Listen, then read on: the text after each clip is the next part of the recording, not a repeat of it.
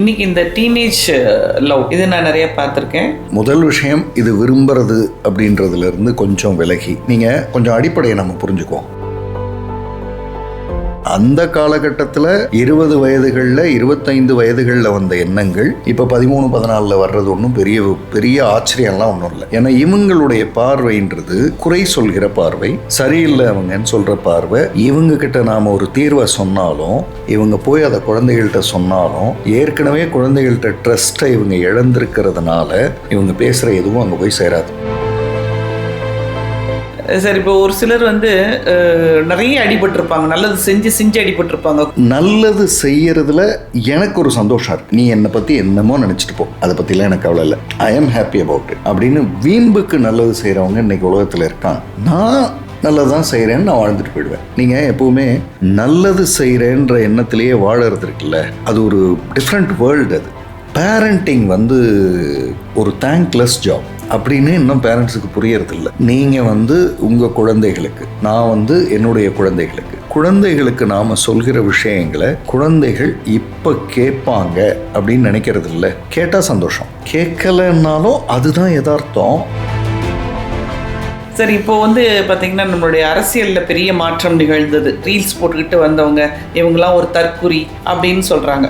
தற்குறி அப்படின்றத நான் சரியாக புரிஞ்சுக்கிறேன். அதாவது என்னை சுற்றி தான் இந்த உலகம் இயங்குது, நான் தான் இந்த உலகத்துக்கான சென்டரான பர்சன், என்னை சுற்றி தான் எல்லாம் நடக்கும், நான் தான் எல்லாம் அப்படின்னு நினைக்கிற ஒரு உளவியல் யாருக்கிட்டெல்லாம் இருக்கோ,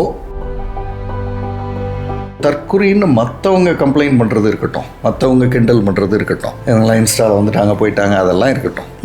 நாம் ஒரு செல்ஃப் செக் செய்வோம். நாம் செல்ஃப் சென்டர்டாக இருக்கோமா, அதர் சென்டர்டாக இருக்கோமா?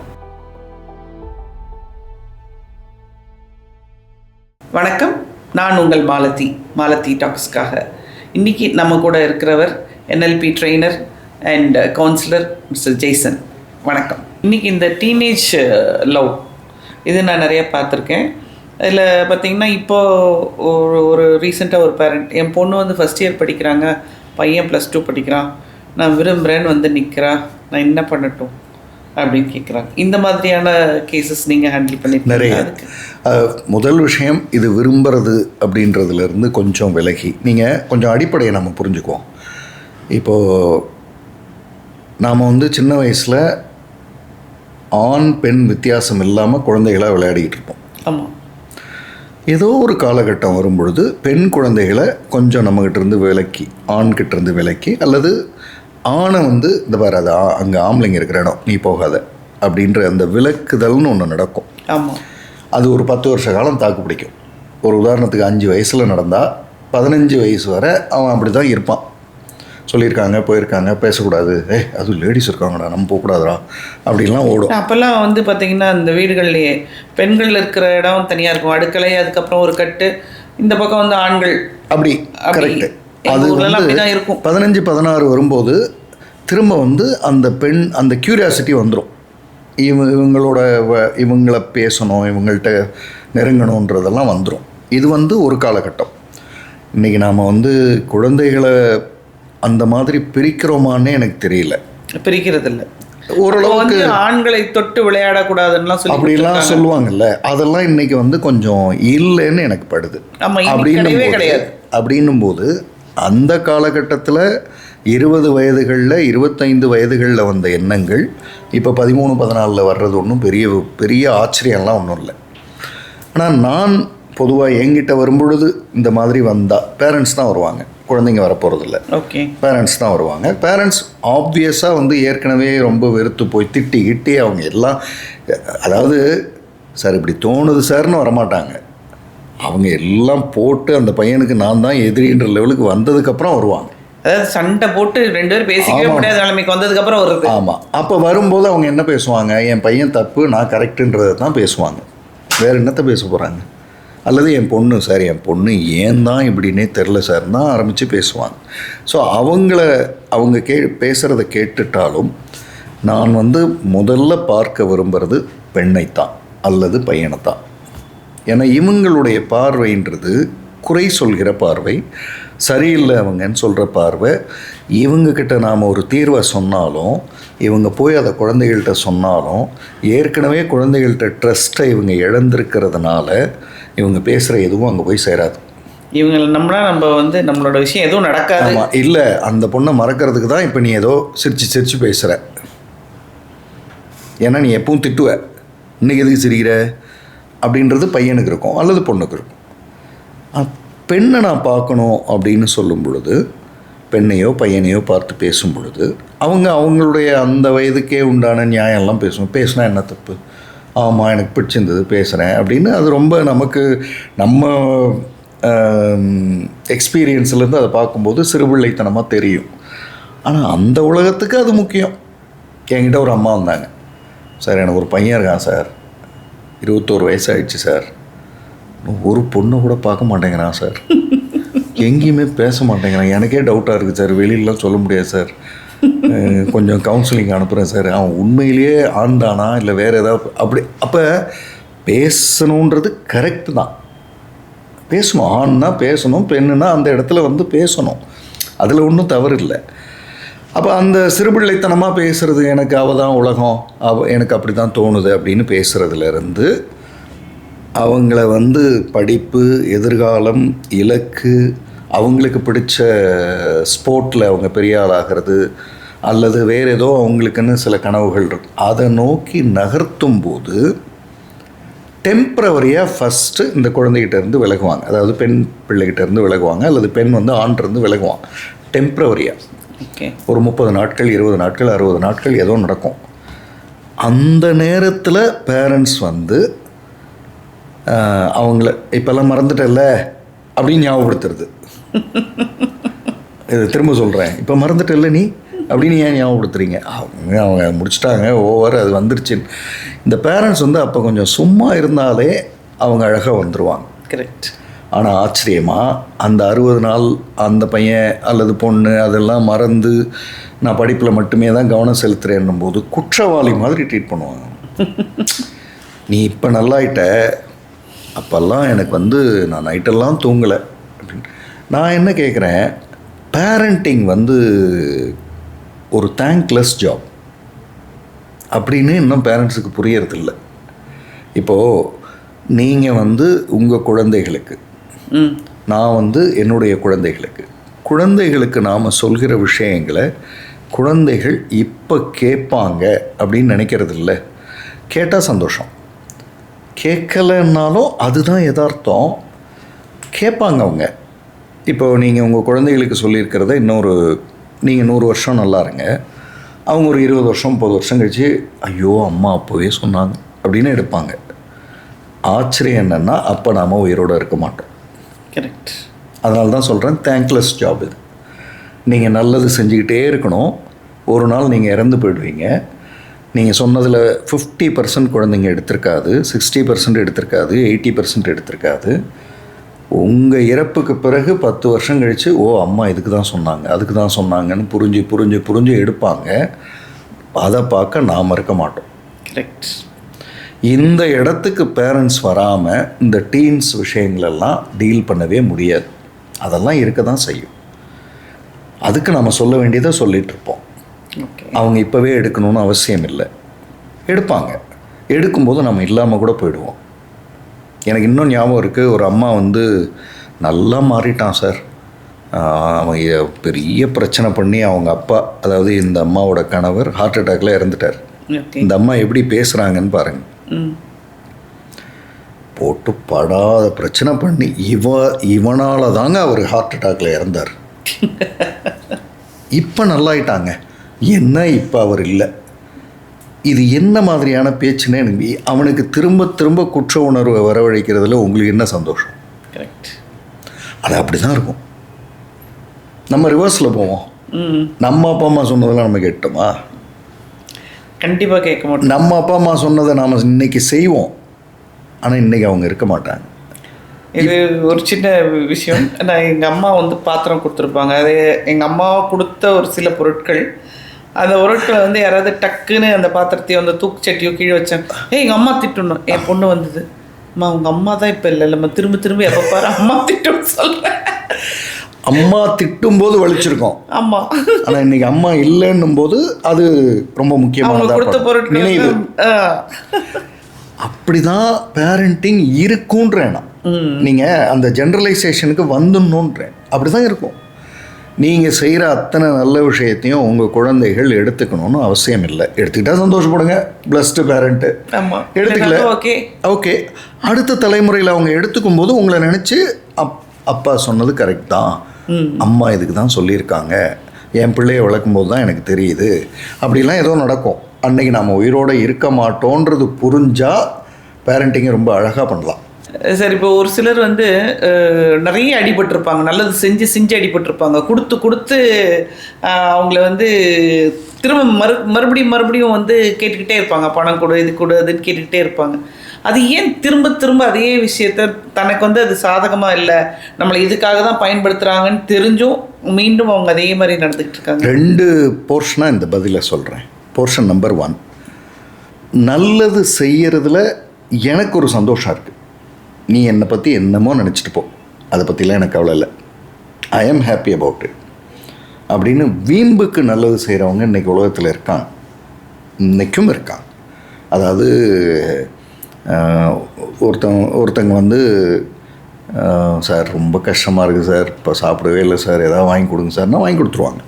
யார் என்ன அவங்க கண்ணை பார்த்தா தண்ணி அடித்து நைட்டு தண்ணி அடித்து காலையில் வந்து உட்காந்துருக்குறாளா தெரியும், இவனுக்கு வாங்கி கொடுத்தா தேவையில்லை அதெல்லாம் தெரியும், பணமும் கொடுப்பாங்க. அப்போ இதனுடைய அடிப்படை உளவியல் என்னென்னா, நீ யாருன்னு எனக்கு தெரியாதுப்பா, எனக்கு ஒரு வாய்ப்பு வந்தது, நான் நல்லது பண்ணுறேன், நான் சந்தோஷமாக இருக்கேன், நீ என்னவாவோ இருந்துட்டு போ, அது எனக்கு தெரியாது. ஒருவேளை நீ ஏமாத்துறேன்னா அது உன் சார்ந்தது, நான் நல்லது தான் செய்கிறேன்னு நான் வாழ்ந்துட்டு போயிடுவேன். நீங்கள் எப்போவுமே நல்லது செய்கிறேன்ற எண்ணத்திலேயே வாழறது இருக்குல்ல, அது ஒரு டிஃப்ரெண்ட் வேர்ல்டு. அது நீங்கள் நாளைக்கு உங்களுக்கு ஏதாவது தவறு நடந்தால் கூட, நான் நல்லது தானே செஞ்சேன், எனக்கு இது நடக்காதே, எப்படி நடக்குது அப்படி இருப்பீங்க. கரெக்ட். நல்லது செய்யாதவங்க இருக்காங்கல்ல, ஒரு படத்தில் ரொம்ப அழகாக ஏதோ ஒரு படம், அது இந்த சிவாஜி அவரோட பேரன் நடித்த படத்தில் ஒருத்தன் வந்து தவறு பண்ணிக்கிட்டே இருப்பான் பெண்கள்கிட்ட, அவனை வந்து கடத்திட்டு வந்து கட்டி போட்டு அடிப்பாங்க. அப்போ அவன் கண்ணை கட்டிடுவாங்க. அவன் யார் நம்மளை அடிக்கிறான்னு அவனுக்கு தெரியாது. அவன் வந்து அந்த பொண்ணுக்கிட்ட தப்பு பண்ணோம், அவனாக இருக்குமோ, அந்த பொண்ணுக்கிட்ட தப்பு பண்ணோம், அந்த பொண்ணாக இருக்குமோ, அந்த பொண்ணு ஆள் வச்சு அடிக்குதோ அப்படின்னு அந்த தவறுகள் எல்லாம் அவனுக்கு ஞாபகம் வரும். இது உளவியல். நல்லது செய்யாமல் அப்படி இப்படி வாழறவங்களுக்கு ஒரு தவறு நடக்கும்போது, அன்றைக்கி நாம் பண்ணதுக்கு நடக்குதோ வெளில சொல்ல முடியாது, இப்படி ஓடும். ஆனால் நல்லது செய்கிறவங்களுக்கு முதல் ரியாக்ஷனே, எனக்கு இது நடக்கக்கூடாதே, நடக்காதே, எப்படி அப்படின்றது. அதுக்கு பதில் இருக்காது.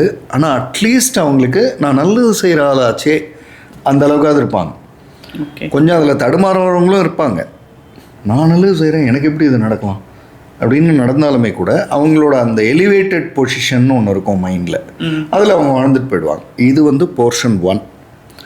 போர்ஷன் 2, நல்லது செய்கிறேன் ஆனால் என்னை ஏமாலின்னு சொல்கிறாங்க, என்ன ரியாக்ட் பண்ணுவாங்க. நானா அப்படின்லாம் சில படங்களில் பார்த்தீங்கன்னா நானான்னு செத்தே போயிடுவார். அது என்னென்னா ரியாக்டிவாக இருப்பாங்க. இந்த ரியாக்டிவாக இருக்கிறவங்களது தான் இன்றைக்கி இப்போ நாம் பேசுகிற கேள்வியோட அடிப்படை பிரச்சனை. நான் என்ன சொல்கிறேன், நீங்கள் நல்லது செய்கிறது உங்கள் மனதுக்கு, நான் இன்டர்னல் எக்ஸ்டர்னல்னு 2ஆக பிரிப்பேன். இன்டர்னல் உங்கள் மனதுக்கு சரின்னா நீங்கள் நல்லது செய்யுங்க, யாரும் என்னமோ சொல்லிட்டு போகிறாங்க, போய் வாழுங்க. எக்ஸ்டர்னல், நீங்கள் நல்லது செஞ்சால் உலகம் உங்களை மதிக்கணும்னு செய்கிறீங்கல்ல, நீங்கள் you will be in trouble, பிரச்சனையை தான் சந்திப்பீங்க. அப்படிலாம் உலகம் ஒன்றும் மதிக்காது. இன்றைக்கி இந்த உலகத்தில் நல்லது செய்த மனிதர்கள்னு ஒரு 100 பேரை எடுத்திங்கன்னா அவங்கள பல பேர் மறந்தே போயிருப்பாங்க. ஏன்னா அது எக்ஸ்டர்னல் வேர்ல்டு. ஆனால் அந்த 100 பேர் வாழும்போது கடைசி மூச்சு வர மன நிம்மதியோடு வாழ்ந்துட்டு போயிருப்பாங்க. நான் நல்லது செஞ்சேன், வேறு எதுவும் எனக்கு தெரியாது. கரெக்ட். ஏன்னா நீங்கள் என்ன பண்ணாலும் என்னை வந்து ஒரு டார்ச்சர் கொடுத்தா கூட ஏதாவது செய்யணும் அப்படின்னாக்கா, ஒரு சமூக சேவை அப்படின்னா முதல் ஆளாக நான் அந்த இடத்துல இருப்பேன். ஆமா. ஃபேமிலியில் ரெஸ்ட்ரிக்ஷன்ஸ் இருக்கும். நான் வேளச்சேரியில் பயங்கரமாக பண்ணிகிட்டு இருந்தேன். மேடவாக்கம் போகும்போது அங்கே வந்து நீ இந்த மாதிரி பப்ளிக் சர்வீஸே பண்ணக்கூடாது அப்படின்னு சொல்லி கூப்பிட்டு போனாங்க. பட் அவங்களுக்கு தெரியாமலே நான் செஞ்சுக்கிட்டு தான் இருக்கேன். நான் வந்து இப்போ ஒரு பயிற்சியாளராக நிறைய பயிற்சியாளர்கள் என்கிட்ட வந்து பயிற்சி எடுத்து ட்ரெயினர்ஸாக மாறுறாங்க. இப்போது 2 விதமான பயிற்சியாளர்களை பார்க்கலாம். ஒரு செட் ஆஃப் பீப்புள் அந்த நன்றி உணர்வோடு இருப்பாங்க. சார் சொல்லி கொடுத்தீங்க, நான் மாறினேன், இன்றைக்கி நான் பல பேருக்கு சொல்கிறேன், நல்லா இருக்கேன், நன்றி, அப்படி இருப்பாங்க. இது ஒரு சிலர். இன்னும் ஒரு சிலர் வந்து இருக்கும்போது இந்திரன் சந்திரன்வாங்க. இங்கேருந்து போனதுக்கப்புறம் அப்படி ஒரு பொது இடத்துல பார்த்தா கூட அப்படி பார்க்காத மாதிரி அதெல்லாம் நடக்கும். அப்படின்னா இன்னும் அந்த பயிற்சியாளராக அவங்க மாறலை. நான் என்ன மனசில் நினைப்பேன்னா, நான் இன்னும் அவங்கள சரியாக ட்ரெயின் பண்ணலை. அதான் உண்மை. நம்ம ட்ரெயினர்னால் அவங்கள சரி பண்ணியிருக்கணும்ல. ஆமாம். அப்படி ஆனால் சரியே செஞ்சு அனுப்பிச்சாலுமே ஃபினான்ஸ் வந்ததுக்கு பிற்பாடு, பேர் வந்ததுக்கு பிற்பாடு, ஒரு நிறுவனம் பாராட்டினதுக்கு பிற்பாடு உங்ககிட்ட செட்டிங்ஸில் கொஞ்சம் மாற்றங்கள் வரும். அதையுமே கடந்து ஒரு நிதானமான நிலையில் இருக்கிறது இருக்குல்ல, அவர் தான் பயிற்சியாளர். ஓகே. அப்போ எனக்கு 2 விதமாக நான் பார்ப்பேன் இதை. இப்போ என்கிட்ட வந்து நன்றி உணர்வோடு இருக்காங்களா, நன்றி உணர்வு இல்லாமல் இருக்காங்களா, 2 பகுதி. இதை எப்படி பார்க்கறது அப்படின்னா, நீ என்னவாவோ இருந்துட்டு போ, நீ வந்து நன்றின்னு சொன்னாலும் அதுக்கு நான் ரியாக்ட் பண்ணுவேனே தவிர, தேங்க்ஸ்லாம் சொல்லுவேனே தவிர, ஆனால் என் மனதுக்குள்ளே அதை எடுத்துக்கிறது இல்லை. ஓகே. ஏன்னா இவங்களும் மாறக்கூடும், மனிதர்கள் மாறுவார்கள்ன்றது தான் யதார்த்தம். இவங்களும் மாறுவாங்க நாளைக்கு. அதனால் அது நம்ம போய் அவங்க மாறுறாங்க மாறலைன்றது இல்லை, நம்ம மனநிலையே சரியாக வச்சுக்குவோம். அதே மாதிரி நன்றி உணர்வு இல்லாமல் இருக்காங்கன்னு வச்சிங்களேன், அப்போவுமே நம்ம வேலை என்னவோ அதை பார்ப்போம். ஓகே. ஏன்னா நம்ம வேலைன்றது காலையில் எழுந்தால் நம்மை சரி செய்வது தான். நான் அடிக்கடி ஒரு வார்த்தை சொல்லுவேன். இப்போ நீங்கள் சொல்கிற இந்த நல்லவராக இருக்கிறதுன்றதுக்கு அது பொருந்தும்னு நினைக்கிறேன். என்ன நான் திருத்திக்கவே இந்த ஜென்மம் போதாது, அவ்வளவு இருக்குது. அதனால் நல்லது செஞ்சால் கூட இன்னும் நான் சரி செய்ய வேண்டியது நிறைய இருக்குது. நான் போய் அதை பார்க்குறேன். அப்படியா, நல்லது செஞ்சால் அதுக்கு தப்பான ரியாக்ஷன் வருதா, வந்துட்டு போகுது, நான் போய் என் வேலையை பார்க்குறேன் அப்படின்ற அந்த மனநிலையை நோக்கி தான் நான் போவேன். சரி, இப்போ வந்து பார்த்திங்கன்னா நம்மளுடைய அரசியலில் பெரிய மாற்றம் நிகழ்ந்தது. அதை ஒரு 10 நாளைக்கு முன்னாடி இது நிகழும் அப்படிங்கிறது எனக்கு வந்தது. ஏன்னா குழந்தைங்க வந்து எங்கிட்ட பேசும்போதே எங்கள் வில்லேஜில் இருக்கக்கூட கேண்டிடேட் அங்கே விசில் கொடுக்கல, ஃபோன் பண்ணி அத்தை எங்களுக்கெல்லாம் விசில் வரல அத்தை அப்படின்னாங்க. ஸோ அப்போது தெரிஞ்சதோ, அப்போது நிறைய பேர் வந்து இவரை ஃபாலோ பண்ண ஆரம்பிக்கிறாங்க அப்படிங்கிறது நமக்கு தெரிஞ்சுது. இந்த கடைசி 10 நாட்களில் ஒரு பெரிய மாற்றம் இருந்தது. ஆனால் இப்போ வந்து வரக்கூடிய விமர்சனங்கள் நீங்கள் பார்த்தீங்கன்னா எல்லாம் வந்து எங்கே போய் பிழைக்க போகுதுங்க, என்ன இவங்களுக்கெல்லாம் அறிவு இருக்குது, ஏதோ இன்ஸ்டாவில் போட்டுக்கிட்டு ரீல்ஸ் போட்டுக்கிட்டு வந்தவங்க, இவங்கெல்லாம் ஒரு தற்குறி அப்படின்னு சொல்கிறாங்க. ஸோ இதை பற்றி உங்களுடைய கருத்து? சரி, இதில் இருக்கிற அரசியலை ஒரு ஓரம் வைப்போம், உளவியலுக்கு வருவோம். ஓகே. தற்குறி அப்படின்றத நான் சரியாக புரிஞ்சுக்கிறேன் ஆங்கிலத்தில் அப்படின்னா செல்ஃப் சென்டர்ட். ஓகே. அதாவது என்னை சுற்றி தான் இந்த உலகம் இயங்குது. ஓகே. நான் தான் இந்த உலகத்துக்கான சென்டரான பர்சன், என்னை சுற்றி தான் எல்லாம் நடக்குது, நான் தான் எல்லாம் அப்படின்னு நினைக்கிற ஒரு உளவியல் யாருக்கிட்டெல்லாம் இருக்கோ செல்ஃப் சென்டர்டாக, தமிழில் தான் அதை தற்குறின்னு பேசுகிறோம். ஓகே. செல்ஃப் சென்டர்டுன்றது சைக்காலஜிக்கலாக அவங்கள பற்றிய உலகம் தான் இருக்கும் அது. ஒரு உதாரணத்துக்கு காலையில் எழுந்திரிச்சா இன்றைக்கி என்னை பற்றி என்ன பேசுவாங்க, அல்லது நான் இன்றைக்கி போய் என்ன செய்யணும், அதுக்குள்ளே தான் இருக்கும். சரி, இப்போ செல்ஃப் சென்டர்டுன்னு ஒன்று இருக்கிற மாதிரி, தற்குறின்னு சொல்கிற மாதிரி, இதற்கு ஆப்போசிட் ஒன்று இருக்கும் இல்லையா, அது வந்து அதர்ஸ் சென்டர்ட். அதர்ஸ் சென்டர்னால் என்ன? பொது வாழ்க்கையில் இருக்கிறவங்க. இப்போது நாம் வந்து நிறைய பொது வாழ்வியல் தலைவர்களை பற்றி பேசுகிறோம். அவங்க வந்து மற்றவர்களுக்காக வாழ்ந்தவர், மற்றவர்களுடைய துயரத்தை யோசித்தவர், மற்றவங்க பிரச்சனை என்ன அப்படின்னு பார்த்தவர் அப்படின்ற இடத்த நோக்கி அது நகரும். அதர்ஸ் சென்டர்டு தான் வந்து சர்வீஸ். இப்போ நான் ஒரு இடத்துக்கு போகிறேன், அங்கே வந்து எனக்கு ஒருத்தர் சப்ளை பண்ணுறார். இப்போ நான் சாப்பிட்றதுக்கு உட்கார்றேன், எனக்கு ஒருத்தர் சப்ளை பண்ணுறார். இந்த சப்ளை பண்ணுறவர் வந்து எனக்கு இட்லி வச்சுருக்க சாம்பார் வைக்கல அப்படின்றது வந்து செல்ஃப் சென்டர்ட். நான் சாப்பிட்றேன், தம்பி நீ சாப்பிட்டியா அப்படின்னு கேட்கறது இருக்குல்ல, அது அதர் சென்டர்ட். ஓகே. ஒரு அரசியலில் இருக்கிறவங்களுக்கு அரசு இயல், அரசுன்றது பொதுவான மனிதர்கள் எல்லாருக்குமானது அப்படின்னும் போது அது அதர் சென்டர்டை நோக்கி நகரணும். அதர் சென்டர்டு தான் அரசியல். அதில் எனக்கு என்ன அப்படின்ற ஒரு போர்ஷன் வந்து வர ஆரம்பிக்கும் போது அதர் சென்டர்டு வந்து டிஸ்டர்ப் ஆயிரும். ஏன்னா எனக்கு என்ன அதில் தான் போயிடும். அதில் தான் வந்து கரப்ஷன்லாம் வரும். இவங்க வந்து கரப்டட் பொலிட்டீஷியன்ஸாக மாறுவாங்க. கோர்ட்டு அது இதுன்னு இவங்க வாழ்க்கை எப்படி முடிஞ்சிடும்.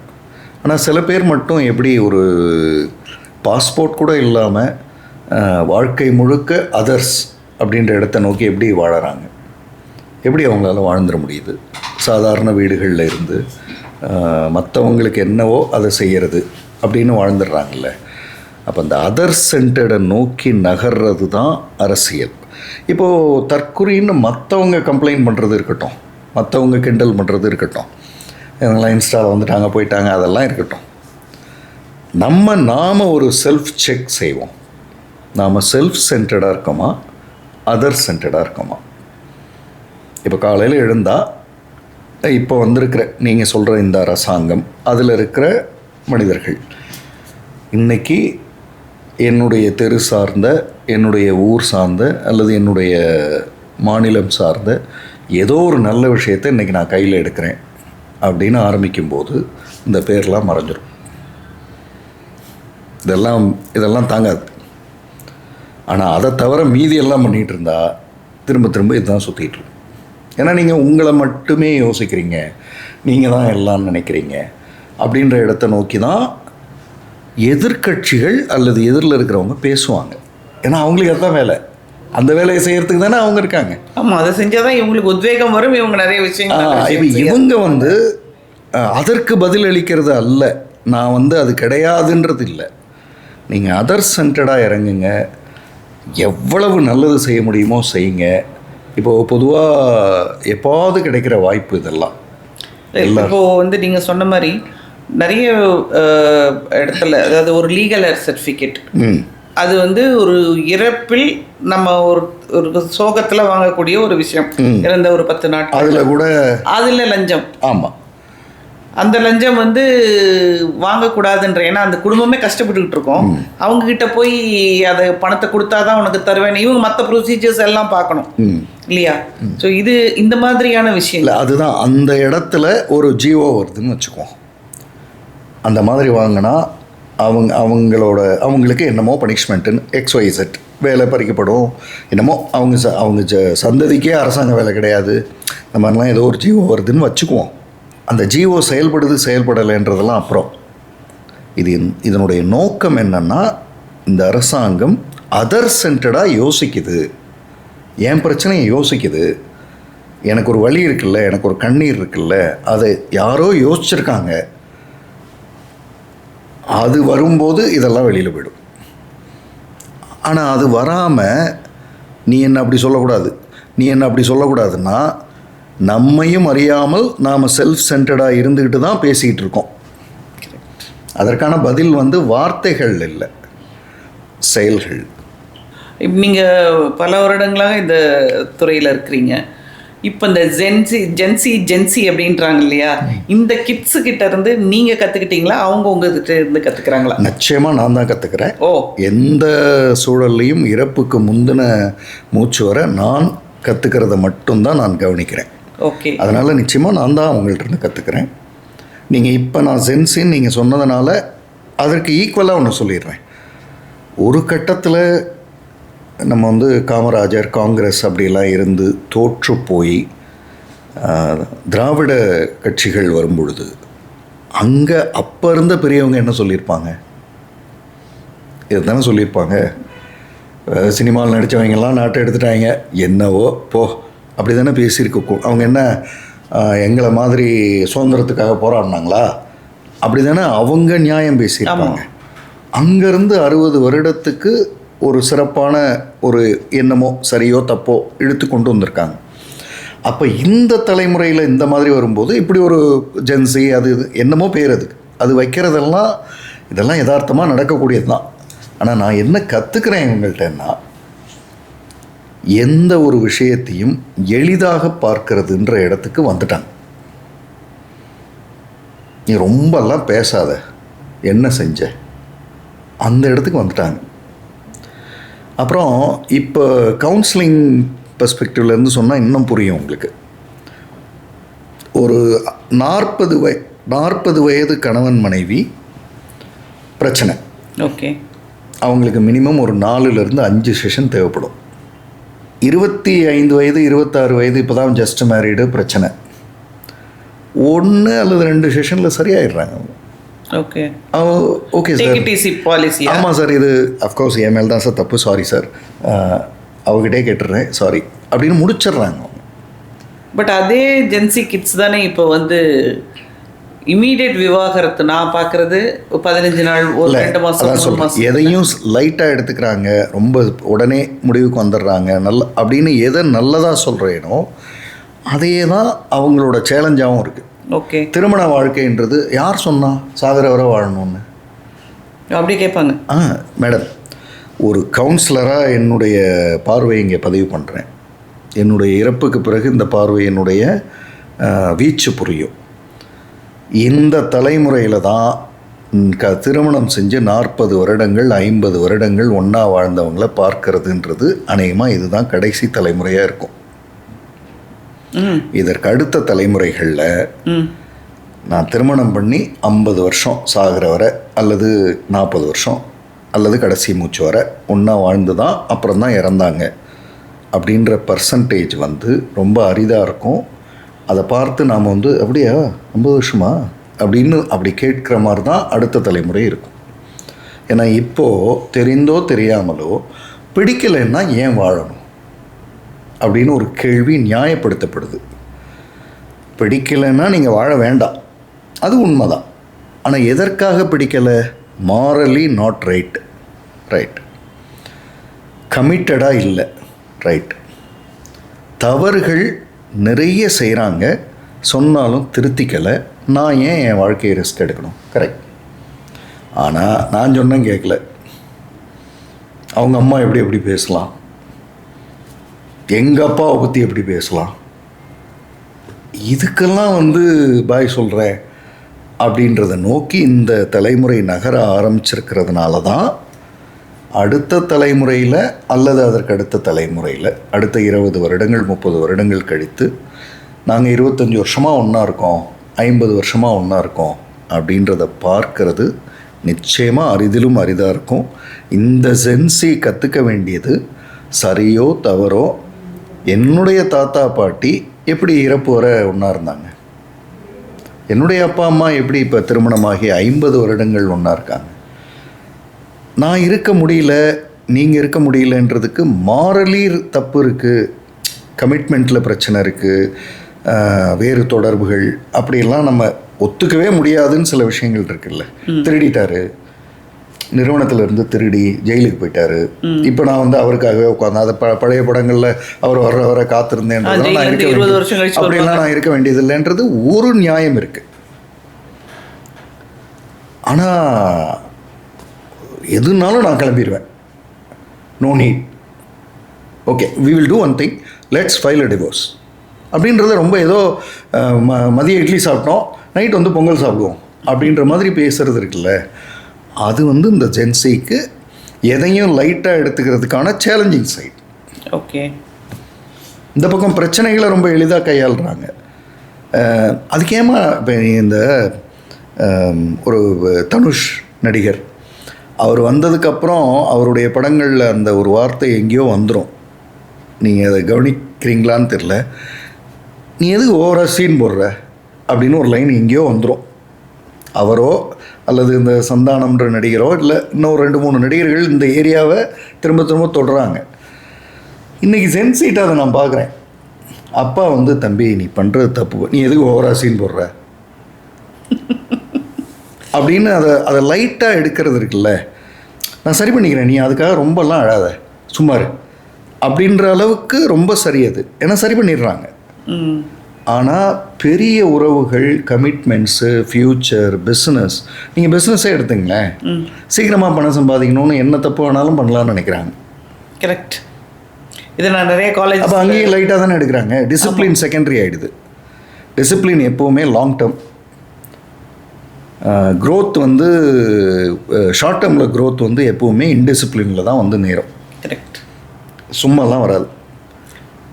அப்போ நம்ம டிசிப்ளின் லாங் டேர்முக்கு ஜென்சி தயாராகணும் இந்த லைட்டாக எடுத்துக்கிற பக்குவத்தோட. அதாவது நான் காலேஜ் விட்டு வெளியே வந்தோடனே எனக்கு 2 லட்ச ரூபாய் சம்பளம் வரணும். ஆமாம், அந்த எண்ணம் இருக்குது. ஆனால் உனக்கு என்ன அதுக்கு நீ கொடுப்ப? அந்த அதெல்லாம் இல்லை, படிச்சிருக்கேன், பார்ப்போம், செய்கிறேன். நீங்கள் 2 லட்சம் சம்பளம் வரணும்னு நினச்சிங்கல்ல, நான் அதிலேருந்து இன்னும் கொஞ்சம் டீப்பாக உள்ளே போகிறேன். எனக்கு எப்படியாவது 2 லட்சம் வரணும். இப்போ சம்பளம் வரணுன்றதெல்லாம் இல்லை, எப்படியாவது. அந்த எப்படியாவதுன்னு வரும்போது தான் ஈஸியஸ்ட் ஆப்ஷன்ஸ் எது வந்து லோ ஹேங்கிங் ஃப்ரூட், எதை உடனே பறிச்சுக்கலாம் அப்படின்னா என்ன இருக்கோ. இப்போ கேம்பிளிங், கேம்ஸ்லாம் விளையாடி சம்பாதிக்கிறது, அதெல்லாம் வந்து ஈஸியஸ்ட் ஆப்ஷனாக அவங்களுக்கு தெரியறது. அதுக்குள்ளே போகிறதுக்கான வாய்ப்புகள் அதிகமாகிடுது. சார், நீங்கள் இப்போ எல்லாருக்கும் கவுன்சிலிங் கொடுக்குறீங்க. உங்களுக்கு இது ஒரு டயர்ட்னஸ், ஒரு இதையும் கூட கொடுக்கறதுக்கான வாய்ப்பு இருக்குது. அப்போ உங்களுக்கு ஏதாவது கவுன்சிலிங் தேவைப்படுமா? அப்போ நீங்கள் யாரை அப்ரோச் பண்ணுவீங்க?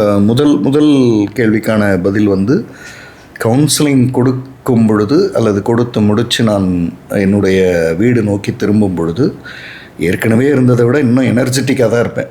ஓகே. ஏன்னா இதுதான் என் உலகம், இதுதான் என் வாழ்க்கை, இதை தான் நான் சுவாசிக்கிறேன். நான் அடிக்கடி சொல்லுவேன், கனவு காணுங்கள்னு சொல்லுவாங்க. நான் கனவெல்லாம் காலையில் கனவை வாழ்ந்துட்டுருக்கேன். ஓகே, இதுதான் என் கனவு, இதை வாழ்ந்துட்டுருக்கேன். ஸோ அதனால் அது எனக்கு எனர்ஜி தான் கொடுக்கும். ஆனால் தொடர்ச்சியாக நான் செஞ்சுக்கிட்டே இருக்கும்போது எங்கேயோ ஒரு இடத்துல நான் வந்து கொஞ்சம் ட்ரெயின் ஆவேன். அதாவது எனர்ஜி வந்து சேலஞ்சிங்காக இருக்கும். அதாவது நான் 5 மணி நேரம் உட்காடுறேன், 2 மணி நேரம் உட்காடுறேன்னு சொல்கிறேன்ல, ஒரு 1.5 மணி நேரம் கழித்து 1.25 மணி நேரம் கழித்து முடிச்சிடலாமா அப்படின்லாம் தோணுதுன்னா நான் ட்ரெயின் ஆகியிருக்கேன்னு அர்த்தம். எப்படியாவது இது முடிச்சிடலாமா இந்த செஷனை அப்படின்னு நான் நினைக்கக்கூடாது. அப்போ அதற்கு ரீசார்ஜிங் ஒன்று வேணும்ல. அந்த எனர்ஜி எனக்கு எங்கேருந்து வருதுன்னா, நான் கவுன்சிலிங் நிறைய பேருக்கு கொடுக்குறேன்றது ஒரு பகுதி, அதை ஒரு ஓரம் வைப்போம். நான் கவுன்சிலிங்கை சாதாரண மனிதர்கள்ட்டேருந்து எடுத்துக்கிறேன். ஓகே. நான் வந்து உங்கள்கிட்ட சொன்னேன், ஒரு இப்போ இந்த இது முடிஞ்சதுன்னா நாளைக்கு எனக்கு ஒரு கமிட்மெண்ட் இருக்குன்னா இடைப்பட்ட நேரத்தில் நான் அமைதியாக இருப்பேன்னு சொன்னேன். அந்த அமைதியாக இருக்கிற நேரத்தில் போய் நான் சாதாரண மனிதர்களை சந்திப்பேன். ஓகே. அந்த சந்திப்புகளில் நடக்கிறதுல கிடைக்கிறது தான் எனக்கான ரீசார்ஜ். ஒரு உதாரணத்துக்கு, இந்த மாதிரி நான் இருக்கும் பொழுது என்னுடைய நண்பருடைய தந்தை வந்து ஒரு ஆக்சிடெண்ட்டில் இறந்துட்டார். ஓகே. அவருடைய அந்த உடலை வந்து நாங்கள் பெறணும். நண்பர் அந்த இடத்துல போய் நிற்க முடியாது.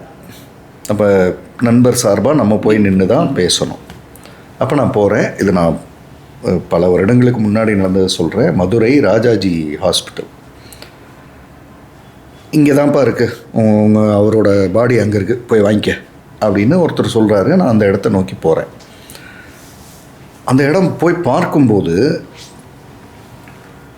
தீயில எரிஞ்சது, கிணத்துல தற்கொலை பண்ணிக்கிட்டது, ஆக்சிடெண்ட்டில் செத்தது அப்படின்னு அப்படியே கிடக்கு. அன்னைக்கு சூழல் நான் சொல்கிறது கிட்டத்தட்ட 20 வருடங்கள் இருக்கு. அப்படி கிடக்கு. நமக்கு என்னதான் நாம் இருந்தாலும் சுற்றி பார்த்தோன்னா அப்படி இருக்குன்னா நமக்கு ஒரு மாதிரியாக தான் இருக்கும். கண்டிப்பாக. நான் அது ஒரு கதவு மூடி இருந்தாலும் ஜன்னல் வழியாக எல்லாமே தெரிகிற ஒரு இடம். அப்படி பார்த்துக்கிட்டு இருக்கேன். பார்த்தா அதுலேருந்து ஒன்று எந்திரிக்குது. எந்திரிச்சு நடந்து என்ன சார் அப்படின்னு நடந்து வருது. அவர் என்ன சார்னு கேட்டதுக்கப்புறம் தான் எனக்கு புரிஞ்சுது, அவர் தான் இன்சார்ஜ். அங்கே தான் படுத்திருக்காரு. அது கூடவே படுத்திருக்காரு. வேறு வழி இல்லை. நீங்கள் இன்றைக்கும் எத்தனை பேர் நம்ம மார்ச்சோரி பக்கம் போகிறோம்? நான் போயிருக்கேன். மார்ச்சோரி பக்கம் போய் பார்த்தா தான் இப்போ நான் சொல்கிறது புரியும். அதாவது எப்படி இருந்ததுன்னா, நான் எங்கள் நண்பர் இங்கே ஆக்சிடெண்ட்டில் இருந்தாங்க. எங்களால் நம்ப முடியல, போனோம். அவர் வந்து எப்போவுமே அந்த மடிப்பு கலையாத அந்த சட்டையில், ஆனால் அதே மாதிரி தான் படுத்திருக்காரு. பின்னாடி சின்னதாக ஒரு இது, அதில் தான் அவர் இறந்துருக்காரு. அவர் மேலே வந்து 4-5 கிடக்கு. எனக்கு கோவம் வருது. எங்கள் ஹஸ்பண்ட் வராங்க, நீ வராத, நீ பயப்படுவ. நாங்கள் இல்லை பார்க்கணும். நான் பார்க்கணும் அப்படின்னு சொல்லி வரேன். அப்போது அவரை திட்டுறேன். அந்த அங்கே உள்ளே இருக்காங்க இன்சார்ஜ், என்னங்க அவர் மேலே நீங்கள் போட்டு வச்சுருக்கீங்க என்னம்மா, அதெல்லாம் ஒன்றும் தெரியாதுமா இருக்கு. நமக்கு தான் உயிர், அவங்களுக்கு அது ஒரு பாடி. ஆமாம். ஸோ இன்னமும் அப்படி தான் இருக்குது. நீங்கள் 20 வருஷத்துக்கு முன்னாடி எப்படி பார்த்தீங்களா அப்படி தான் இருக்கு. அவர் வந்து என்கிட்ட வந்து என்ன சார் அப்படின்னாரு. நான் விவரம் சொல்கிறேன். அப்போ தான் நான் கொஞ்சம் நிதானத்துக்கு வரேன். பயந்துட்டேன் ஃபஸ்ட்டு. என்னடா ஒரே பாடியாக இருக்கிறதுல ஒன்று எந்திரிச்சு நடந்து வருதுன்னு தானே யோசிப்போம். ஆமாம். வந்ததுக்கப்புறம் அவர் பேச ஆரம்பிக்கும், இவர் தான் இன்சார்ஜ் போல இருக்குன்ட்டு சொல்கிறேன். இந்த மாதிரி நண்பர் விவரெல்லாம் சொல்கிறேன்.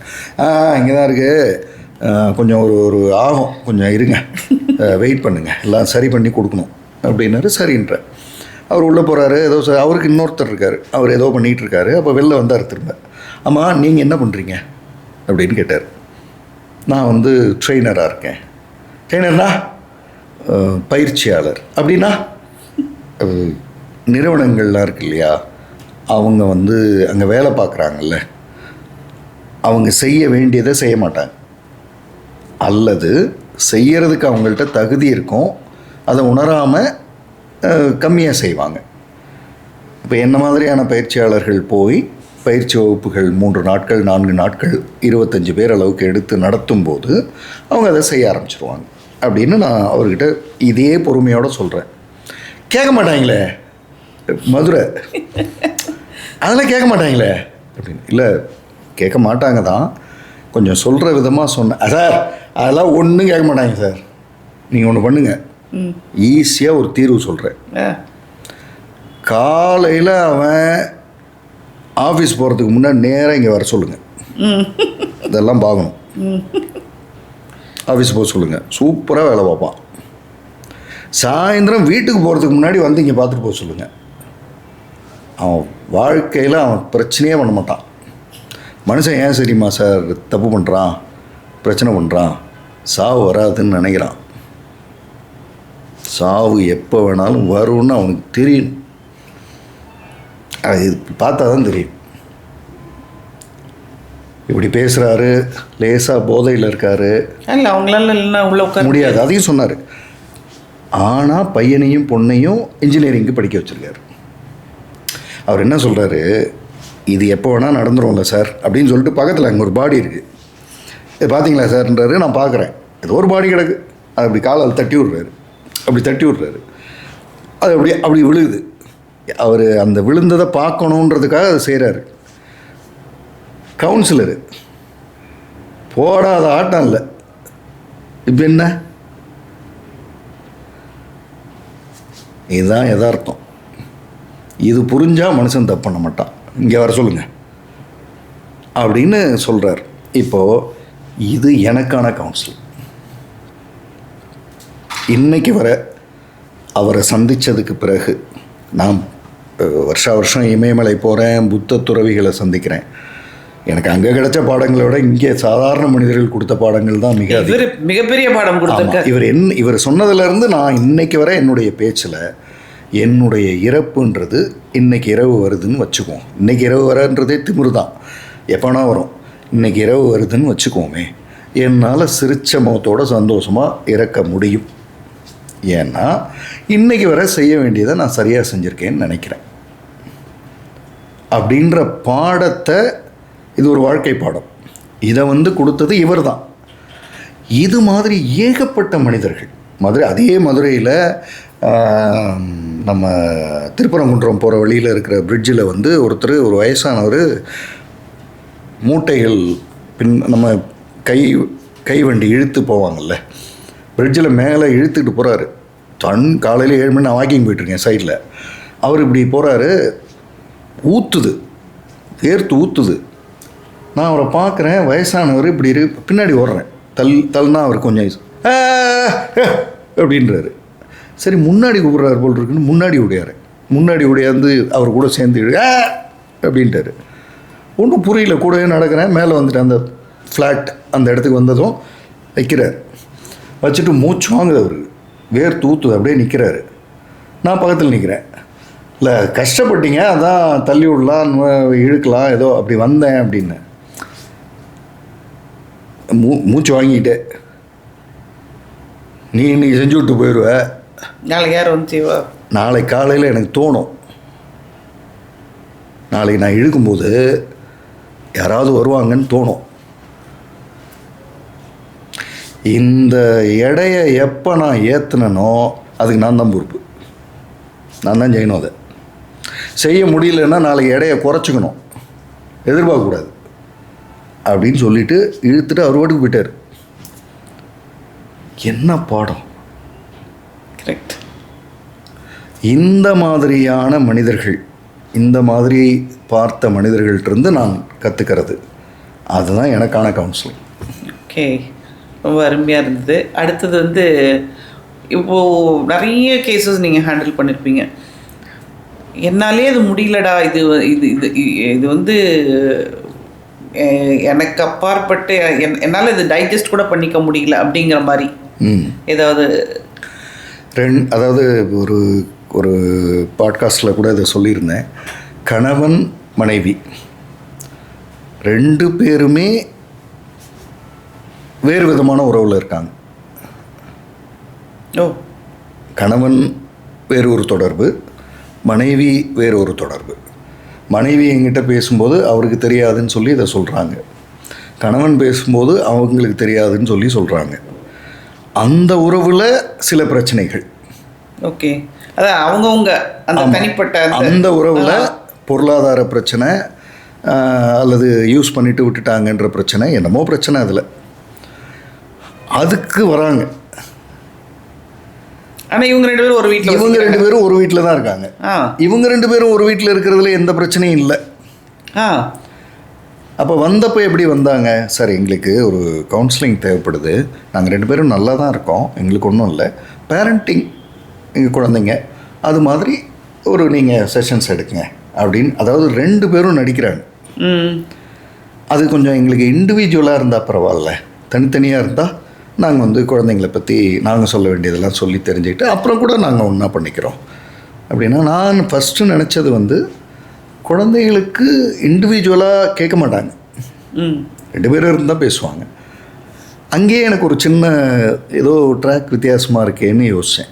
ஆனால் அப்புறம் தனியாக வந்ததுக்கப்புறம் அந்த செஷன் ஆரம்பித்து நம்ம குழந்தைகளுக்குன்னு பேச ஆரம்பிக்கும் போது, சார் அது குழந்தைகள் அப்புறம் பேசுவோம், நான் ஏன் இப்படி ஒரு செஷனுக்கு வந்தேன்னா அப்படின்னு ஆரம்பித்து இவங்க ஒரு ட்ராக் சொல்கிறாங்க, அவர் ஒரு ட்ராக் சொல்கிறார். அது தனி, இது தனி, இது 2 நாளைக்கு முன்னாடி நடக்குது, அது 2 நாள் கழித்து வந்து வருது. அதாவது நீங்கள் ஒவ்வொரு எபிசோடும் ஒரு ஷாக் வரும்னுவாங்கல்ல, அப்படி ஒரு கவுன்சிலிங். ஓகே.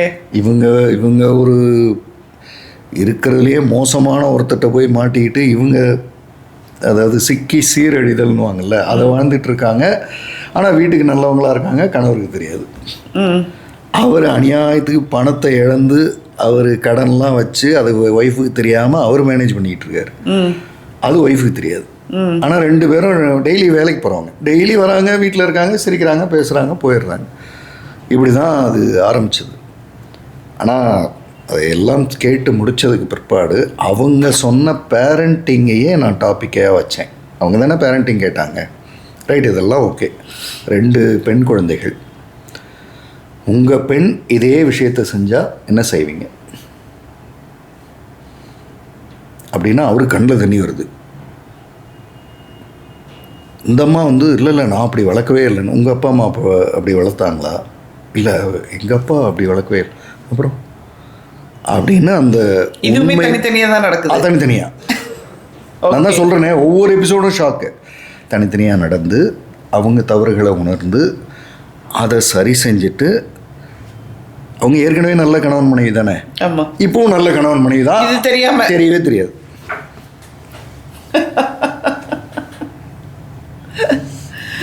இது வந்து எனக்கு சமயத்தில், அதாவது ஒரு கவுன்சிலராக அந்த பார்வையை வைக்கிறேன், சமயத்தில் நம்ம எல்லாருமே ஏதோ ஒரு விதத்தில் நடிச்சுக்கிட்டு தான் இருக்கோமோ அப்படிலாம் தோணும்.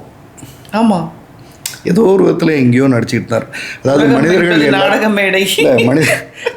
எல்லாருக்குமே ஒரு ஹிடன் சைடு இருக்குது, அது உண்மைதான்.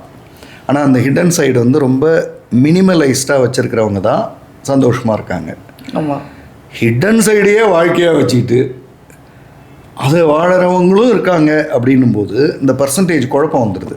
ஓகே, இப்போது நான் ஒரு பொது ஃபங்க்ஷனுக்கு போகிறேன்னு வைங்களேன், எனக்கெல்லாம் உண்மையிலே சொன்னால் இப்போ ஒரு மேரேஜுக்கு போகும்போது gift வாங்கணும், ஒரு 5 வருஷம் கழிச்சு கொடுத்தா என்ன அப்படின்லாம் தோணுது இப்போ. அதுதான் சார் அந்த காலத்தில் எங்கள் ஊர்ல எல்லாம் மொய் வச்சாங்கன்னா 100 ரூபாய் 200 ரூபாய் மொய் வச்சிருவாங்க. அது திருப்பி நீங்கள் ரிட்டர்ன் பண்ணால் போதும், மறக்கவே மறக்காது. அவ்வளோதான் அமௌண்ட்டு. ஆமாம். இப்போ வந்து யார் என்ன வைக்கிறாங்கன்னதுக்கு ஒரு நோட்டை எழுதி கொடுக்கறது, அது கொடுத்துட்டு அவங்க வந்து அந்த வாழ்க்கையை வந்து லீட் பண்ணிட்டு போகிறாங்களா, இல்லை 15 நாள் 3 மாதத்துல பிரேக் ஆகி வந்துடுறாங்க. அதாவது நம்ம நோக்கம் போய் வாழ்த்துறது, அவங்க எப்படியோ வாழ்ந்துட்டு போகிறாங்க. அப்படி ஒரு தாட் வருதுன்னு சொல்கிறேன். அதாவது நாம் ஒன்று செய்யணும்னு நினைக்கிறத ஒரு 5 வருஷம் அவங்க வாழட்டுமே, அப்புறம் செய்வோமே. அதாவது போய் நல்லா இருங்கன்னு சொல்கிற காலங்களெல்லாம் ஒரு காலம் அதை கேட்டாங்க, அந்த தலைமுறை கேட்டுச்சு, ஊர் உலகெல்லாம் என்னை வந்து வாழ்த்துச்சு அப்படின்னு கேட்டுச்சு. இன்னைக்கு இந்த தலைமுறை என்னமோ இருந்தது, இன்னைக்கு அது இல்லை. அப்படின்னும் போது நாளே கொண்டு போய் கொடுக்கணும்னு என்ன இருக்குது, நீ முதல்ல ஒரு 5 வருஷம் வாழ்மா, சரியாக வாழ, அப்புறம் பார்த்துக்கலாம் அப்படின்ற தாட் ப்ராசஸ்லாம் இப்போ வருது. வரக்கூடாது, ஆனால் வருது. இவ்வளோ நேரம் நாங்கள் கேட்ட கேள்விகளுக்கு மிகவும் பொறுமையாக, அதுதான் உங்களுடைய சுபாவம். உங்களுடைய நிறைய இன்டர்வியூஸ் நான் பார்த்துருக்கேன். ரொம்ப சுபாவம், நல்ல அருமையான கருத்துக்களை எங்களுக்கு தெளிவாக கொடுத்துருக்கீங்க. மிக்க நன்றி. நன்றி. இந்த மாதிரியான ஒரு நிகழ்ச்சி அப்படின்றது வந்து இப்போ நீங்கள் ஒரு டிடெக்டிவாக இருந்து இதை செய்கிறீங்க. ஆமாம். அதுலேயும் டிடெக்டிவ் கப்புள்ஸ், ஆமாம், கணவன் மனைவி 2 பேரும். அந்த பார்வையிலிருந்து இப்படி ஒரு நிகழ்ச்சியை நடத்துறதுன்னும் போது இந்த நிகழ்ச்சிக்கான ஆளுமைகள் நீங்கள் யாரை கூப்பிடுறீங்களோ நிச்சயமாக அவங்கள்ட்ட தனித்தன்மைகள் இருக்கும். ஏன்னா நீங்கள் சொசைட்டியை வேறு ஆங்கிளில் பார்க்குறவங்க. ஆமாம். ஓ, இங்கே பிரச்சனை வருது, அப்போ இந்தந்த ஆட்கள் வந்தால் இந்த சொசைட்டிக்கு நல்லது அப்படின்றத உங்களால் கூர்ந்து கவனிக்க முடியும். அது சார்ந்த மனிதர்களை தான் நீங்கள் அழைக்கிறீங்க. அந்த இதில் நானும் வந்து பங்கெடுத்துக்கிட்டு நீங்கள் கேட்ட கேள்விகளுக்கு என்னால் முடிஞ்ச பதில்களை சொல்லியிருக்கேன்னு நினைக்கிறேன். நிச்சயமாக இந்த பாட்காஸ்ட் வந்து இன்னும் சிறப்பான உயரங்களை தொடரணுன்றது என்னுடைய அவா. சாரோட இன்னொரு விஷயம், NLP ப்ரோக்ராம்ஸ் வந்து சார் கண்டக்ட் பண்ணிகிட்ருக்காங்க. அதையும் அவங்க சேர விரும்புகிறவர்கள் சாரை காண்டாக்ட் பண்ணி சேர்ந்துக்கலாம். கண்டிப்பாக.